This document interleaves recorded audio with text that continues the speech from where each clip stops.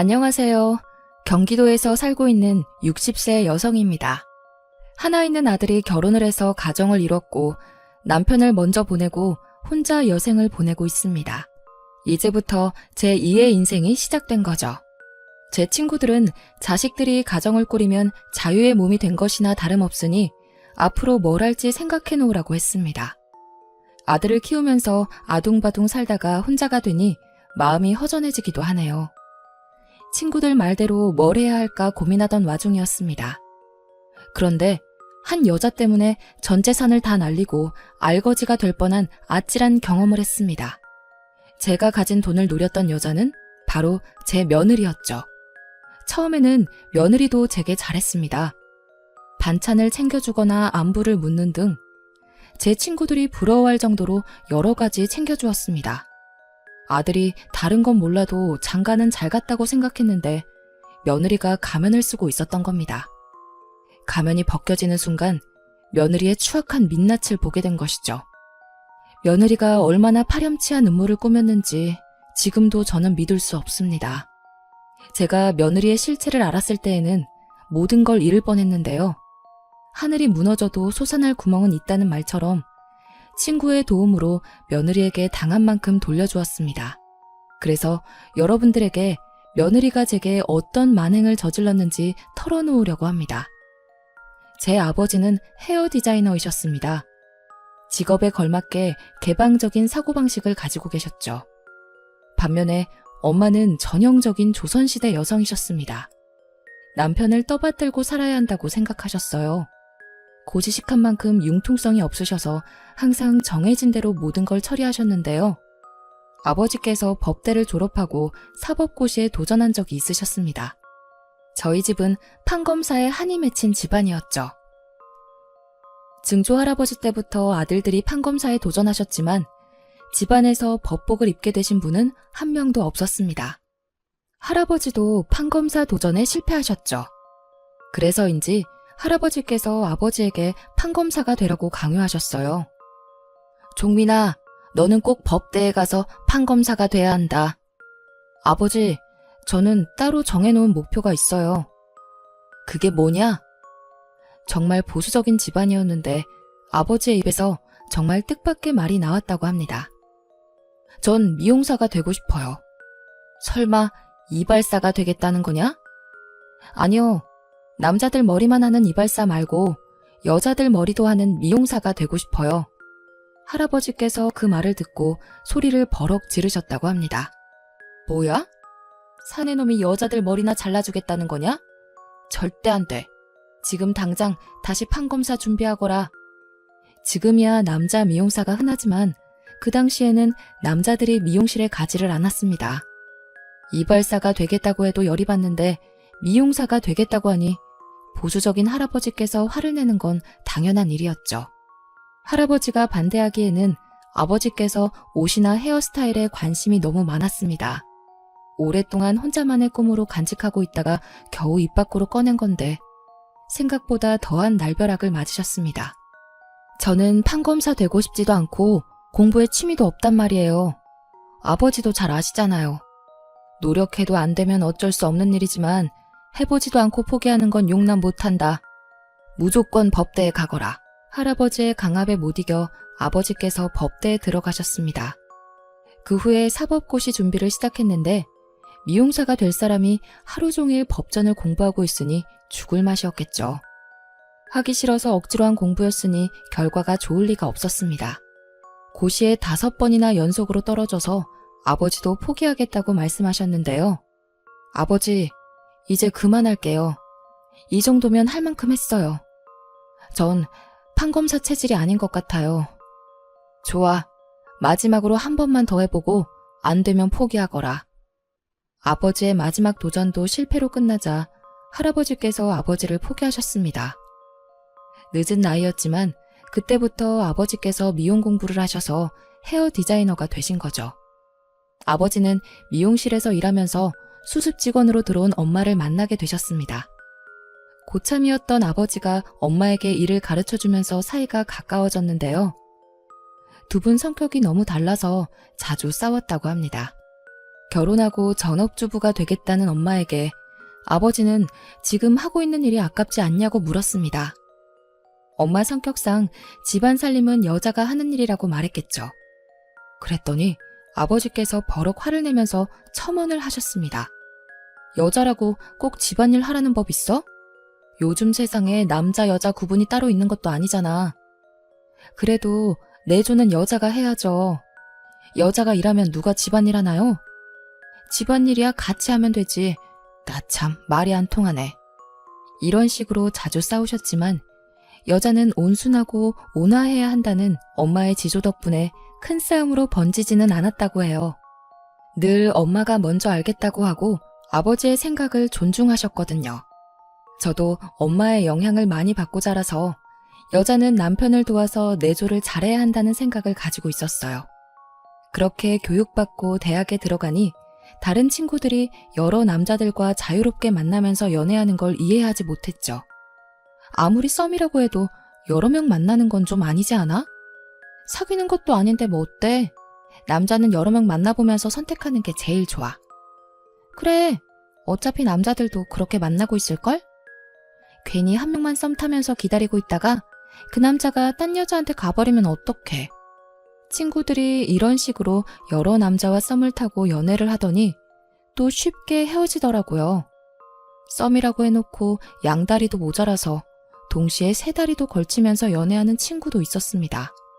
그런데 그 친구가 저보고 남자친구 있냐고 물어보는 거 있죠? 세희야, 너 남자친구 있어? 아직 없지? 응, 난 연애에 별로 관심이 없어서. 야, 너 그러다 나중에 결혼은 어떻게 하려고 그래? 남자도 많이 만나봐야지 아는 거야. 아니야, 나는 남자 관심 없어. 딴 이야기 하자. 하긴 우리 친척 언니도 독실한 크리스천이라 남자친구 한 번 안 사귀었는데 결혼 진짜 잘했더라. 의사랑 결혼해서 잘 먹고 잘 살고 있잖아. 헐, 진짜? 친척 언니가 진짜 예쁜가 보다. 엄청 예쁘지. 언니 집에 놀러 갔는데 너무 부럽더라. 역시 결혼은 능력 있는 남자랑 해야 하나 봐. 맞아. 잘생긴 놈이랑 결혼해봤자 하나도 소용없대. 역시 돈이 최고인가 봐. 그래서 나는 돈 많은 놈이랑 결혼하려고. 엄청 못생겼어도? 당연하지. 남자는 돈 아니야? 친구들이 이런 식으로 낄낄거리면서 웃고 떠들길래 제가 정색을 하면서 말하였죠.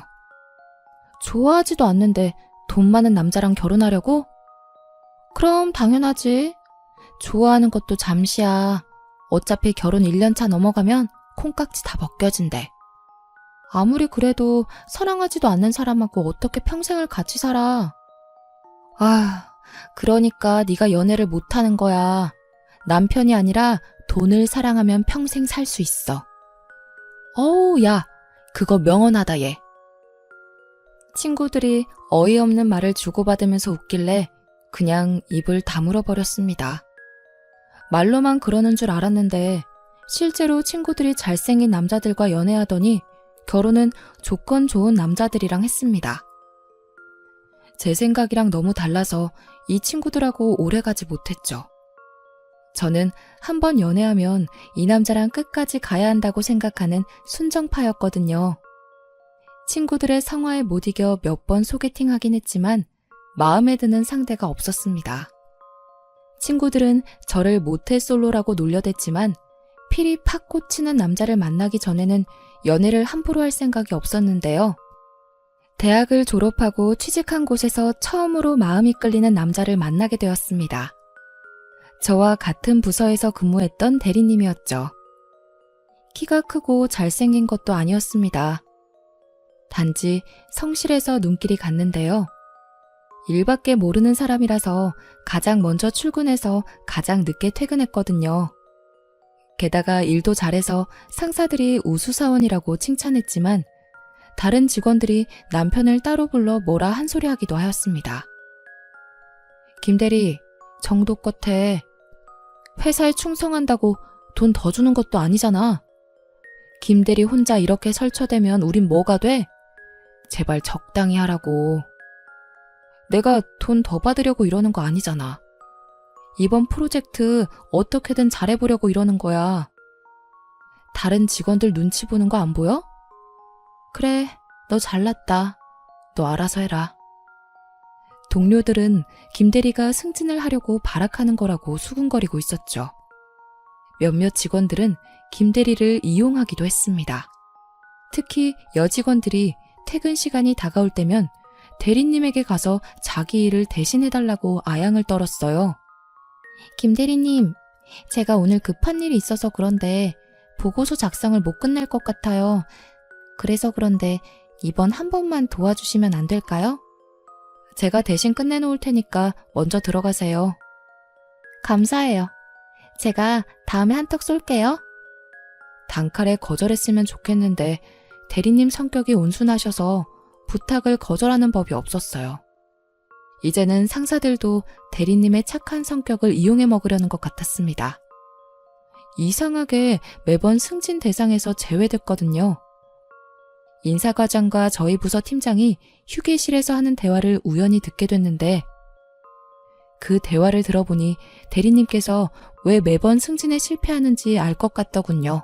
정 부장, 이번에 과장 진급 대상 나왔어? 아마 내일쯤 나올 거야. 그런데 확실한 건 김대리는 아니야. 김대리 찍힌 것 같더라. 일 대충대충 하고 넘기자고 했는데 어떻게 그렇게 하냐고 따졌다며? 무조건 열심히 한다고 되는 게 아닌데 융통성이 없어서 별로 도움이 안 되는 것 같아. 김대리는 딱 지금 자리가 어울리지. 하는 짓 보면 과장이나 부장으로 올라갈 급이 아니야. 술자리도 좀 좋아하고 사바사바도 할 줄 알아야 하는데 그저 죽어라 일만 하면 승진될 거라고 생각하니까 그렇지. 김대리랑 일하는 애들도 힘들어 하더라고. 그런 애들은 평생 대리만 달다가 나가야지.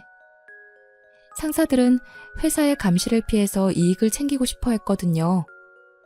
눈치 빠르고 융통성 있는 직원을 곁에 두고 싶어 했는데 김대리는 전혀 그런 스타일이 아니었던 거죠. 그런 사실을 알게 된 저는 김대리가 안타까워했습니다. 그래서 김대리에게 충고를 해주었죠. 대리님, 요즘 소문이 너무 안 좋더라고요. 일 잘하시는 거 알고 있는데 너무 빡세게 일하셔서 같이 일하는 분들이 힘들어하는 것 같아요. 이번에 맡은 프로젝트가 장기 프로젝트인데 정말 잘하고 싶어서 그래요. 이것만 마치고 페이스 조절하겠습니다. 사실 대리님, 부장님이랑 과장님이 하시는 말씀 들었는데 대리님 이야기를 하시더라고요. 일만 너무 많이 하고 아부를 안 떨어서 마음에 안 들어 하시는 것 같아요. 알고 있었어요. 그런데 제가 비위 맞춰드린다고 좋아하실까요? 어차피 그러려고 노력해봤자 잘 안 될 거예요. 저는 일 열심히 하는 편이 편합니다. 저는 대리님의 답변을 듣고 다시 한번 반하게 되었죠. 게다가 몇 달 뒤에 제가 김대리의 도움을 받는 일이 생겼습니다. 팀장님이 갑자기 저를 부르더니 신규 사업을 추진해보라고 하셨습니다. 내가 정세희 씨를 특별히 좋게 생각해서 추천해봤어. 제대로 된 성과 나오면 인사국과에 반영시켜서 대리로 진급시켜줄게. 팀장님께서 기획안을 써오라고 한 날부터 야근하면서 문서 작성에 매달렸습니다. 보름이 넘도록 현장에 나가서 자료를 모으고 분석했는데요. 이제 임원들 앞에서 기획서를 발표해야 하는데 기획서를 완성시키지 못한 거예요. 아직 경험이 부족한 제게는 어려운 일이었습니다. 그때 대리님이 구세주처럼 등장한 것이죠. 세희 씨, 뭐 때문에 이렇게 힘들어하세요? 제가 좀 도와드릴까요? 아, 네. 데이터는 다 모았는데 사업 전망에 대해 어떻게 잡아야 할지 막막하네요. 어디 한번 봐요. 대리님이 제가 만들어 놓은 문서를 꼼꼼하게 확인하더니 문제점을 찾아내서 수정하는 작업을 도와주셨습니다. 자기 업무까지 제쳐두고 일주일 동안 제 일에 매달리셨죠. 덕분에 제가 봐도 완벽한 기획서가 완성되었습니다. 예상했던 대로 기획안 발표도 대성공이었는데요. 팀장님께서 약속한 대로 인사국과에 반영해 주신다고 하더라고요. 그래서 제가 대리님 이야기를 꺼냈습니다. 팀장님, 사실 이번 기획서는 김 대리님 도움을 많이 받았습니다. 그러니 인사고과에 대리님 실적으로 올려주세요. 그래? 김 대리가 일을 이렇게 잘했어? 세희 씨가 그렇다면 당연히 그렇게 해야지. 우선 김 대리 불러봐. 제가 대리님한테 가서 자초지종을 설명하니까 깜짝 놀라셨습니다. 바로 팀장님께 가서 자기가 한 게 아니라고 하더라고요. 팀장님, 세희 씨가 너무 겸손하게 말씀하셔서 오해를 하신 것 같습니다. 전 그냥 검토만 해줬고 세희 씨가 혼자서 한 기획안입니다. 아니, 대리님께서... 세희 씨, 일단 나 좀 볼까요? 대리님께서 저를 따로 불러서 제가 한 거라고 단정 짓더군요. 저는 너무 감사해서 승진할 수 없다고 했지만 대리님께서 끝까지 제가 잘한 거라고 하셨습니다. 그래서 결국 대리로 승진할 수 있게 되었는데요. 그때부터 대리님을 좋아하는 마음이 깊어지게 되었습니다. 혼자서 짝사랑하다가 음료수와 함께 식사 대접을 하고 싶다는 쪽지로 고백하였죠. 저는 승진할 수 있게 도와주신 일이 아직도 생각난다는 핑계로 대리님과 개인적으로 식사를 하고 연락을 했습니다. 그날을 계기로 몇 번의 데이트를 반복하다가 1년의 교제 끝에 결혼을 하게 되었습니다. 결혼 후 맞벌이를 하면서 20년 만에 내 집 마련의 꿈을 이루기도 했는데요. 하지만 남편은 우리 부부가 마련한 집에서 세상을 뜨고 말았습니다. 간암으로 허망하게 세상을 뜨고 말아서 몇 년을 슬퍼했죠. 평생 일만 하다가 몸이 고장난 것도 모르고 간암에 걸린 것이었습니다. 손 쓸 수 없이 커진 통증 때문에 병원에 갔는데 이미 치료 시기를 한참 놓친 뒤였습니다. 의사가 손을 쓸 방법이 없다고 하는 바람에 집에서 요양하며 시한부 인생을 보냈죠. 남편을 보낸 뒤에는 아들에게 의지하면서 살았습니다. 어릴 때부터 수학과 과학을 좋아했던 아들이 공대에 들어갔고 공대를 졸업한 뒤 자동차 회사의 기술연구소 연구원으로 들어가게 되었어요. 저희 아들은 아버지의 영향을 받아서 그런지 참 성실했습니다. 여자 만나는데 시간을 쓰지 않고 오직 일만 했죠. 그래서 제가 연애라도 해보라고 권유하기도 하였습니다. 아들, 이제 슬슬 연애하면서 쉬어봐. 이렇게 일만 하다가 몸 상한다. 연애는 무슨, 아직 결혼할 생각 없어.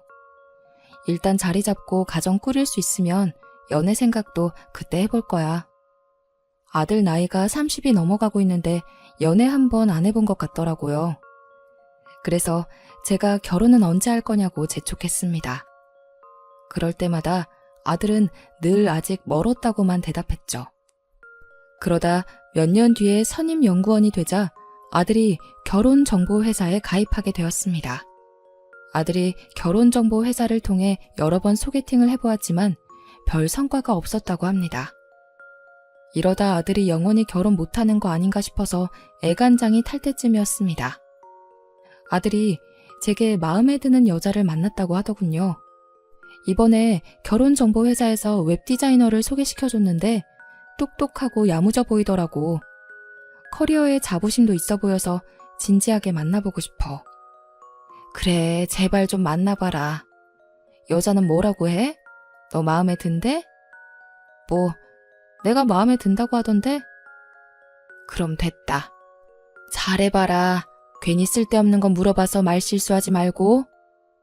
여자를 만나본 적이 없어서 차이고 돌아오는 건 아닐까 싶었는데 제 우려와 다르게 데이트를 잘하고 돌아온 것 같았습니다.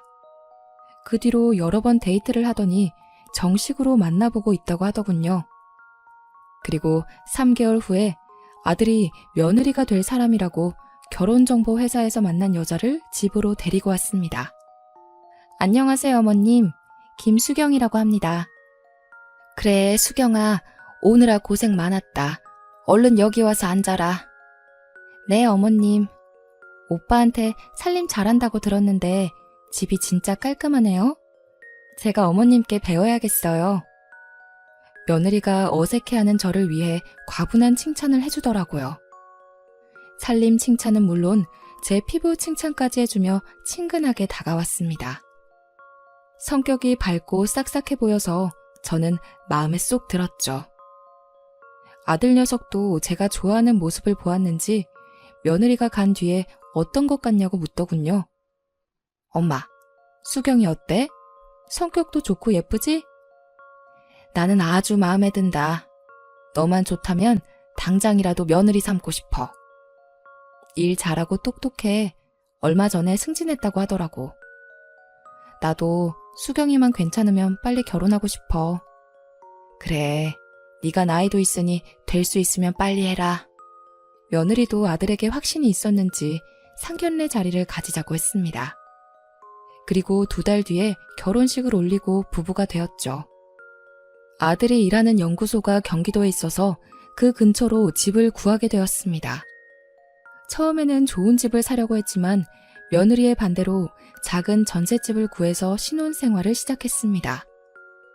좋은 아파트 놔두고 왜 그 집으로 이사 가냐고 물었더니 며느리가 경기도가 아니라 서울에서 살고 싶다고 하더군요. 저는 며느리 회사가 서울에 있어서 그런 거라고 생각했습니다. 그저 별다른 생각 없이 서울 집값만 걱정하였죠. 아들네가 얼른 자가를 얻었으면 해서 예전부터 부어놓은 적금을 더 모아두고 있었습니다. 그만큼 아들을 위하는 마음이었지만 며느리를 딸같이 생각하는 마음도 있었거든요.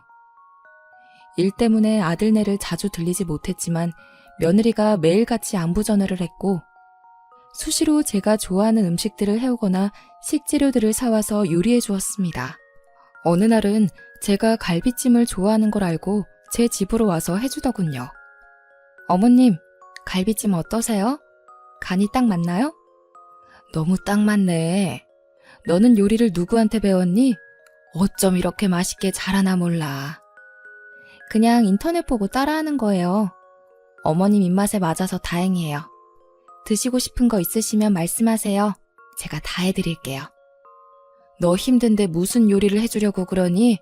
말만 해줘도 고맙다. 아휴, 어머님은 제 친정 어머니 같으셔서 그래요. 먹고 싶은 거 생기면 편하게 말씀해 주세요. 말로만 친정 엄마 같다고 한 것이 아니었습니다.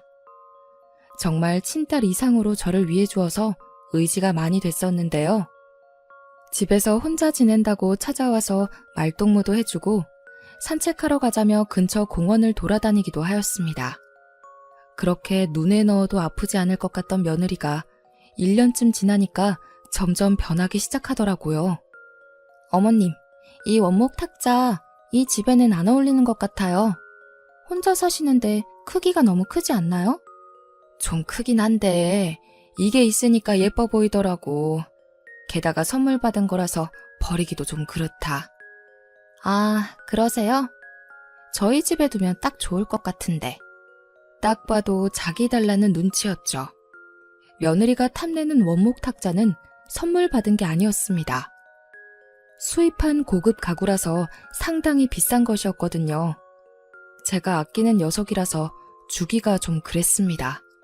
그런데 며느리는 집에 올 때마다 탁자 이야기를 하며 눈을 떼지 못하더군요. 결국 제가 2손 2발 다 들고 말았습니다. 그렇게 마음에 들면 가져가거라. 네 말대로 탁자가 너무 큰 것 같더라. 어머, 정말이세요? 고맙습니다, 어머님. 제가 작은 걸로 사드릴게요. 며느리가 아이처럼 좋아하더니 기다렸다는 듯이 트럭을 불러냈습니다. 원목 탁자를 가지고 가더니 정말 저렴하고 볼품없는 탁자를 사주었죠. 제 물건을 탐내는 건 원목 탁자뿐만이 아니었습니다. 얼마 뒤에 장식장 같은 가구들도 탐내며 이런저런 핑계를 대면서 가지고 가려고 하더라고요. 어머님, 이런 가구는 호흡기에 안 좋대요. 어머님 천식도 앓고 계시면서 이런 가구 쓰시면 안 돼요. 제가 새 걸로 사드릴 테니 이거 저 주세요. 얼핏 들으면 저를 위한 것 같지만 며느리는 비싼 가구만 알아보고 가져갔습니다. 그리고 이번에는 새로 사주지도 않았죠. 장식장 같은 경우는 있다가 없어지니 너무 불편해져서 며느리에게 언제 사주냐고 물어봤습니다. 얘야, 장식장은 언제 사줄 거니? 오랫동안 쓰다가 없으니까 영 불편하다. 아, 맞다. 죄송해요, 어머님. 제가 바빠서 아직 알아보지 못했네요. 지금 중요한 프로젝트를 맡아서 그런데 이 일만 끝내고 가구 보러 가도 괜찮을까요? 아유, 됐다. 내가 알아서 할 테니까 신경 쓰지 마라. 아니에요. 제가 금방 알아볼게요. 조금만 기다려주세요. 진짜로 괜찮다. 회사 일도 바쁠 텐데 괜히 업무 시간에 가구 찾아보면서 눈총 받지 마라. 장식장만 그런 것이 아니었습니다. 새 가구를 사주겠다는 말만 하고 잊어버렸다, 바쁘다는 핑계를 대면서 하나도 안 사주더군요. 그래서 저는 친구와 같이 중고 가구점 거리에 나섰습니다. 며느리가 가져가서 가구가 없다고 하니까 친구가 깜짝 놀라하면서 돈 이야기를 꺼내더라고요. 네 며느리는 왜 사준다면서 안 사주니? 가구 살 돈은 받은 거야? 아니, 안 받았어. 뭐? 그럼 네 돈으로 가구를 사겠다고? 친구는 가구를 가지고 갔으면 새로 사주든지 돈을 주든지 둘 중 하나는 해줘야 하는 거 아니냐고 따졌죠. 친구 말이 맞았지만 저는 구차하게 굴고 싶지 않아서 제 돈으로 가구를 사고 말았습니다. 친구는 이런 제가 답답하다며 가구를 둘러보는 내내 며느리 험담을 하더라고요. 생각할수록 어이가 없네. 당연히 자기가 먼저 돈 주겠다고 해야지. 안 받겠다고 해도 억지로 보내야 하는 거 아니야? 정말 얌체 같네. 그러다 가구점에서 눈에 익은 물건을 발견했죠. 제가 아끼던 원목 탁자가 있어서 얼른 가까이 다가가 봤습니다. 애지중지 잘 쓰다가 다리 부분에 흠집 하나를 낸 적이 있었는데 딱 그 자리에 긁힌 자국이 있더라고요. 제 집에서 원목 탁자를 여러 번 본 적 있는 친구도 제 거 같다고 하였습니다. 세희야, 이거 너희 집에 있던 원목 탁자 아니야? 네가 실수로 여기 부딪혔다고 했잖아. 친구와 저는 원목 탁자에 난 흠집을 유심하게 쳐다보면서 제 거가 맞다는 결론을 낼 수밖에 없었습니다. 친구가 제게 사진까지 찍게 만들더니 직원을 불러 누가 판 거냐고 물어보자 했지만 금방이라도 싸울 것 같은 친구 녀석을 잘 달래서 데려왔죠. 집으로 가는 길에도 화가 가라앉지 않는지 친구 녀석이 끝까지 며느리 욕을 하였습니다. 아니, 세상에 지 용돈 필요하다고 시어머니 가구까지 팔아먹는 며느리가 어딨어? 사정이 있는 거겠지. 며느리에게 물어보고 연락해줄게. 우리 수경이가 그럴 애가 아니야. 저는 끝까지 며느리를 감싸며 오해하지 않으려고 노력했습니다. 며칠 뒤에 며느리가 집에 올 때까지 기다렸죠. 드디어 며느리가 오자 가구점에서 찍어온 사진을 보여주었습니다. 내가 얼마 전에 중고 가구점에 다녀왔는데 너 이 탁자는 왜 판 거니? 중고 가구점 다녀오셨어요? 사실은 저희 집에 가지고 왔는데 사이즈가 안 맞더라고요. 제가 눈대중을 잘못했나 봐요. 어머님 탁자도 새로 사서 보내드렸는데 다시 돌려보내기도 그랬어요. 그렇구나. 그럼 탁자 판 돈은 줘야 하지 않을까? 아, 맞다. 뭔가 허전하다 했는데 돈을 안 드렸네요. 죄송해요. 제가 이따가 붙일게요. 며느리가 말은 이렇게 했지만 며칠이 지나도 돈을 주지 않았어요. 괘씸했지만 얼마 되지도 않는 돈을 달라고 재촉하기 싫었습니다. 그 뒤로도 며느리는 마음에 드는 게 있으면 가지고 갔습니다. 제가 마음먹고 산 양털 자켓이나 가죽 장갑 등을 탐내기도 했죠. 그리고 쥐꼬리만한 돈을 주면서 생색을 냈습니다. 며느리가 하는 짓이 점점 얄미워졌지만 속 좁은 시어머니란 소리를 듣고 싶지 않아서 아무 말도 하지 않았습니다. 딸 같은 며느리에게 선물 준 거라고 생각했는데요. 제 생일이 되자 며느리가 정말 황당한 이야기를 꺼냈습니다. 같이 식사하는 자리에서 며느리가 갑자기 집문서를 주는 거 있죠? 저는 집문서를 받다가 아들 녀석을 쳐다보고 또 며느리를 쳐다보았습니다. 도대체 이게 뭐냐? 집문서예요. 이제 어머님 나이도 있으니까 서울보다는 공기 좋은 시골에서 사시는 게 좋을 것 같아서요. 제가 거금 들여서 전원주택 하나 장만했어요. 아니, 세상에, 네가 무슨 돈이 있다고 전원주택을 샀니? 그 말 한마디에 그동안 쌓인 불만이 사르륵 녹아내리더라고요. 제가 감동받은 눈빛으로 며느리를 쳐다보니까 조건을 하나 내걸었습니다. 대신 어머님 사시는 집은 저한테 주세요. 전원주택으로 이사 가시면 서울 집은 필요 없잖아요? 맞아. 수경이가 그러는데 회사나 너무 멀어서 힘들대. 나도 서울로 발령 날 것 같으니까 엄마가 이사 가주라. 가서 푹 쉬면 건강도 좋아질 거 아냐. 뭐라고? 우리 아들까지 며느리 편을 들 줄 몰랐습니다. 그렇지만 며느리가 무리해서 얻은 전원주택이니까요. 아무리 서울 집값이 비싸도 전원주택이 더 비싸지 않을까 고민하다가 아들 녀석이 대답을 재촉하는 바람에 그렇게 하자고 했습니다. 지금 생각하면 정말 바보 같은 짓이었죠.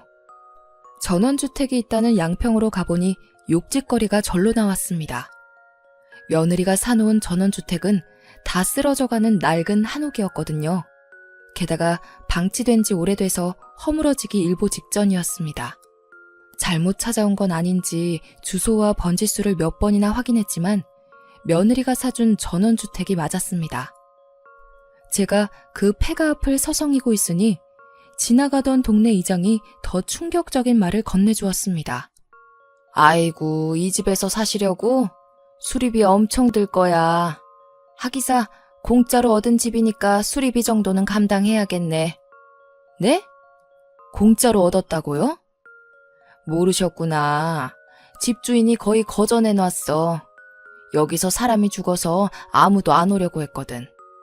이장이 하는 말을 들어보니 이 집을 산 사람이 폐가를 보자마자 마을 회관을 찾아왔다고 합니다. 이장에게 집주인을 만나게 해달라고 하더니 대뜸 소문 이야기를 꺼냈다고 하더군요.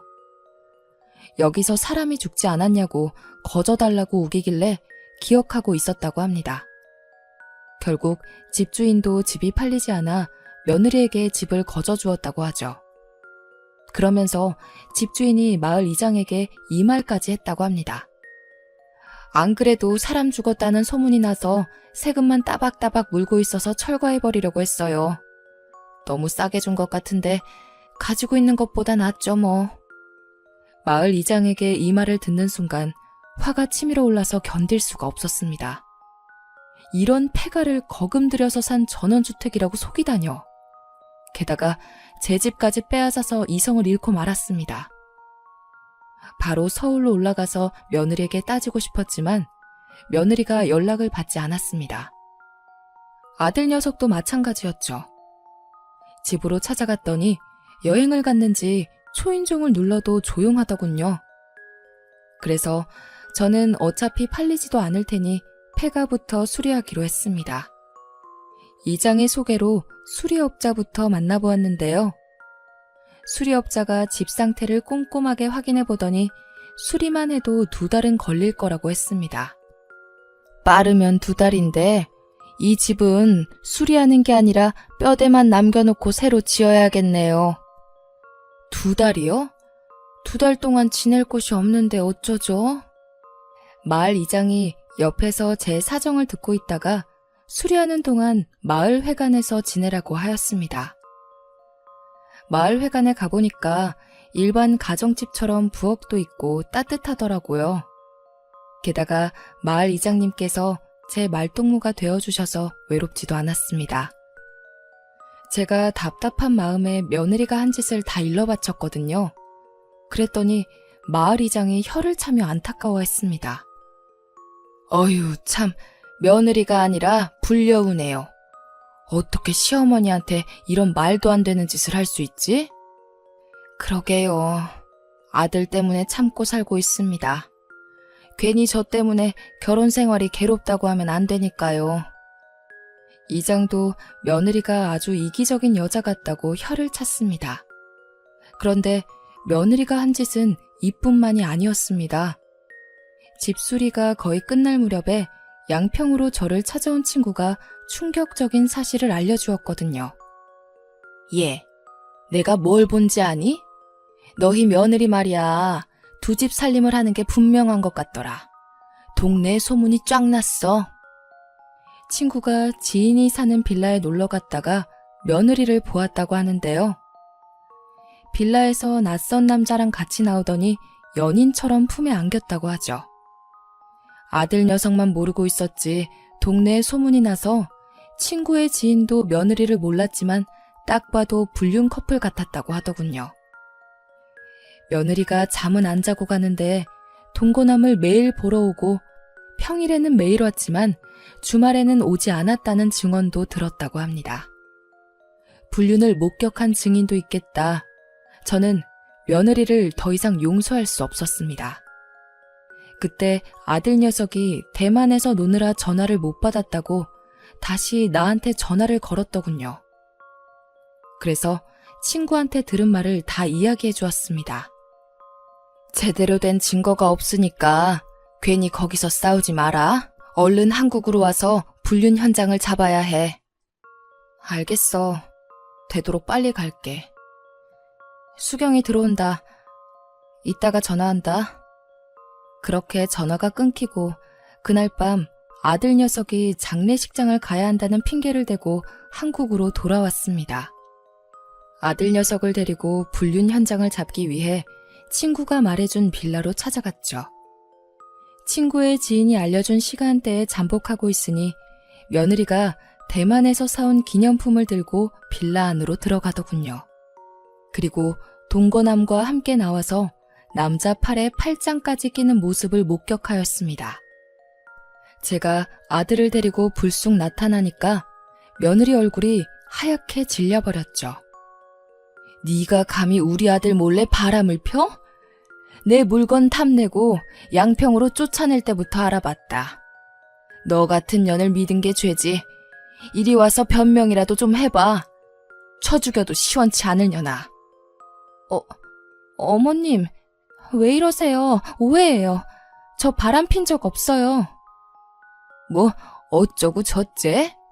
내가 아무것도 모르고 왔을 것 같아? 며느리가 처음에는 발뺌을 하더니 제가 며느리 머리채를 붙잡고 난리를 치니까 잘못했다고 빌더군요. 하지만 아들 녀석도 저도 며느리를 용서할 수 없었습니다. 참다 못한 아들 녀석이 며느리 뺨을 후려갈겨서 한마디도 하지 못하고 울기만 했죠. 결국 저희 아들이 며느리에게 이혼 소송을 하였습니다. 그 과정에서 며느리가 제 집을 팔아버렸다는 사실 또한 알게 되었네요. 며느리가 저를 멀리 쫓아내고 동거남과 바람을 피고 있었고 하마터면 아들과 제가 며느리의 불륜 생활비를 대주는 스폰서가 될 뻔했습니다. 다행히 며느리의 불륜 사실을 잡아내고 위자료와 함께 집을 판 돈까지 돌려받을 수 있었는데요. 그 뒤로 아들과 함께 양평에서 살고 있습니다. 아들 녀석이 이혼한 후유증이 커서 회사를 휴직하고 양평에서 잠시 쉬고 싶다고 했거든요. 오랜만에 아들 녀석이랑 삼시세끼를 먹고 산책도 하면서 대화도 많이 나누고 있습니다. 재혼할 생각 있냐고 물어보니까 없다고 하더군요. 재혼은 무슨 재혼이야.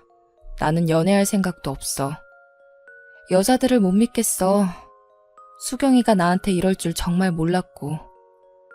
나는 자기가 모은 돈으로 엄마한테 전원주택을 사준다고 하길래 정말 효녀라고 생각했거든. 그런데 아니었어.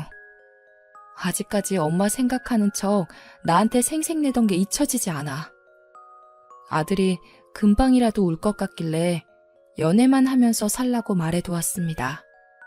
저는 똥 밟았다고 생각하려고 하는데 아들 녀석은 아직까지 힘들어하고 있네요. 어떻게 하면 아들 녀석이 금방 회복하고 여자들과 연애하면서 즐길 수 있게 될지 조언해 주시면 좋겠네요. 여기까지 사연 들어주셔서 감사합니다.